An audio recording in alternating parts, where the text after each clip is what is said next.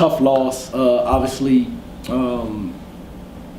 felt like our guys battled to the end. We got down early in the second half, battled back, showed a lot of character, had a tough call midway throughout the second half that I felt like changed the momentum of the game for us. And then we got down, and then we battled back again at the end, and then just came up a little short. You know, one of the things we talk about with our team is playing hard for 40 minutes, and we didn't play hard for 40 minutes. I thought our guys battled until the end, but I felt like we had stretches throughout the course of the game where we had way too many defensive lapses. I give a lot of credit to Drexel. They did a great job of exploiting some matchups that were favorable for them. And, those guys showed a lot of grit to close the game out the way they did. So a lot of credit goes to Zach and his Drexel team. I thought those guys came in and battled to the end. Questions? Despite today's outcome, what pieces, kind of building blocks would you take from today? Some positive things that you can take into the next game, into practice. Because I'm sure tons of a lot of strengths. Some things did go well today, I'm sure. I think the biggest thing is we don't quit. That's the thing I love about this team. These guys just battle. They don't quit. We may have certain times throughout the course of the game where we get frustrated. And that's natural. You know what I mean? Especially for these guys because they want to win bad. I know they do, and I want them to, right? But they never quit, man. Even in the Florida game, we battled till the end. And I told these guys, I said, when we're down, we're going to play to the end. We got to have a mentality that we just ran out of time that day. You know what I'm saying? If you put 5 minutes back on the clock, we would have had a shot. So we had that mindset, but we just gotta find a way to stay engaged during tough patches during the game where we have those defensive lapses and we don't stay connected defensively. So it's an all learning experience, man. We'll continue to get better. Coach, talking about positives, your big men were very effective tonight. They were 8 of 9 from the floor. What do you have to do to get them more involved on the offensive side? You know what? We tried. Drexel did a great job of blitzing the post every time we got the ball in the post. So I got two good young freshmen, and Miles Brookins, who's a sophomore, who played minimal minutes last year, and those guys are getting better every game. You know what I mean? And I'm committed to playing both of those guys together. I think, when we play those guys, we won the rebound margin today, so that's a positive start, right? We won the rebound margin, and those guys just need that in-game experience playing with each other to develop that chemistry and that cohesiveness, playing with each other. And our whole team does. This is the 4th game that these group of guys have played together. And we got a lot of new pieces, and they're all figuring it out, man. So I'm gonna stay encouraged with this group. I'm proud of my young big guys. I thought Eddie Croswell had a great second half, and the way he responded was great because the first half I didn't feel like he came in the game ready to make an impact, and he responded to the coaches getting on him, and he had a big time second half. So I was proud of Eddie. Zach was in there earlier. He was talking pretty. He was praising Jared's game, pretty well. I mean, what have you seen from him so far in these first couple games? Jared he's that canvas that doesn't have a drop of paint on it yet. You know what I mean? And I tell him all the time, as long as you continue to work, you can develop into whatever you want to develop in. He has a great energy about him. He's always positive, always upbeat.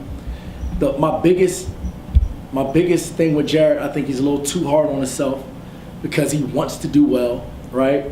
But I tell Jared, just like I tell the other forwards, just go out there and play hard. Jared's our leading rebounder on the season.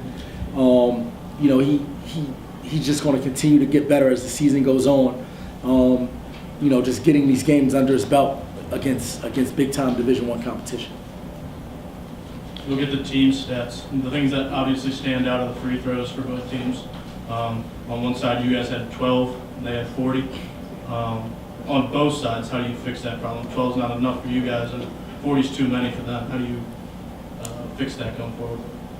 Well, I think they got their 40 because Troy Harper had 16, and Troy just put his head down and drove. And we got to do a better job of being disciplined on drives and really do a better job of knowing personnel. We know Troy Harper's a great downhill driver, and we allowed him to get to a spot. So that's first and foremost.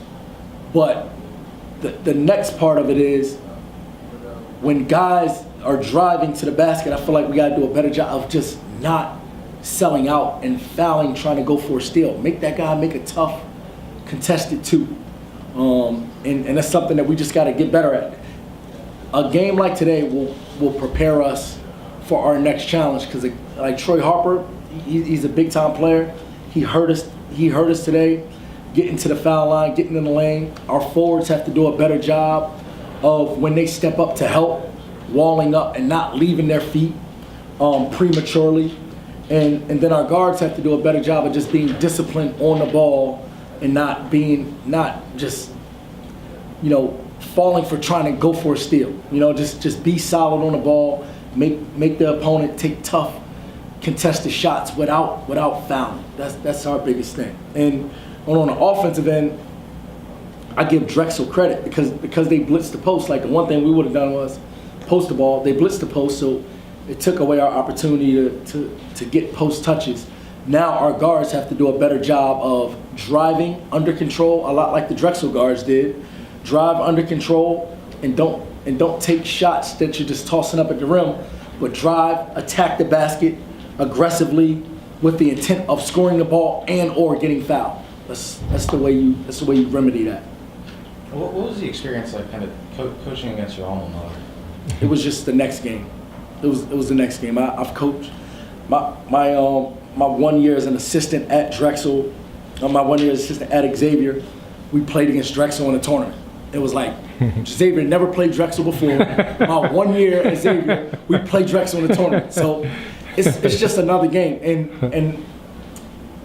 And obviously, I'm sure the storylines, former player, former coach, it's all good stuff for the media. But for me, it's like, all right, Drexel is the next opponent. Their personnel is the next group of guys that we're going to use to get better. Because for us, it's all about getting better. You know what I mean? It's all about getting these guys to get better every single game, right? And Drexel's style of play was a style of play that was good for us because they moved the ball. They got skilled players. Damir is a very skilled forward, great player who's he's a big time player, and it's just another opportunity for us to learn and get better. So, I wish I could tell you like, I was excited to play against my alma mater. I was more excited for our guys to have the opportunity to get better. That's all it was. That's kind of a tough stretch coming up with games. You got the Wooden Legacy and Nova, Bucknell, and Penn. I mean, how hard is it, kind of just to have those guys stay focused, after dropping, a couple games that maybe you should have won? That's where I'm going to have to, get back and evaluate where our team is, try to find some different ways to keep these guys engaged and positive. I think the most important thing is that we stay positive, but we also be honest with each other too. Like the only way you can get better is by being honest about where we are and what we need to do to get better. And we're going to do it, man. Like, it's a marathon for us. And the biggest thing for us is bringing it with the same intensity, whether we play Drexel, Miami, Bucknell, Villanova, whoever it is, that we bring it the same way every time. And, I think our guys are good dudes, man. They're working their tails off for us. We just got to find a way in games to just stay engaged for 40 minutes. Anything else? One more question. Yeah, when talking about getting better, I remember the score was 57-57. It was a call that led to them having like these 2 foul shots. But besides that, it seemed like the big difference for them that kept the cushion was them inside. Their big fella got super comfortable in the paint. He was just scoring at will in the paint. What do you guys do coming up so that to prevent from some deja vu moments? Like, oh my God, we've been here before. Guys are just eating us up in the paint. We have no answer for it. Defensively, what do you guys want to do to defend the basket better? Well, the one thing that we do is like every day we work on defending the post, right? So we give out scouting reports, and we talk about how we want to defend the post. So I had it on like a 12 font on the scouting report. I'm gonna probably increase that portion of the scouting report to like a 48 font, just so our guys can read it and remember it, so that we can go out and execute it better for the next game, man. Honestly, we're working on everything, man. And the most important thing is that during the course of the game, we stay focused on the details. Don't get caught up in the emotions of the game, but stay focused on the details, because the details are what hurt us tonight. Thank you. Okay. Thanks, guys. Thanks, Coach.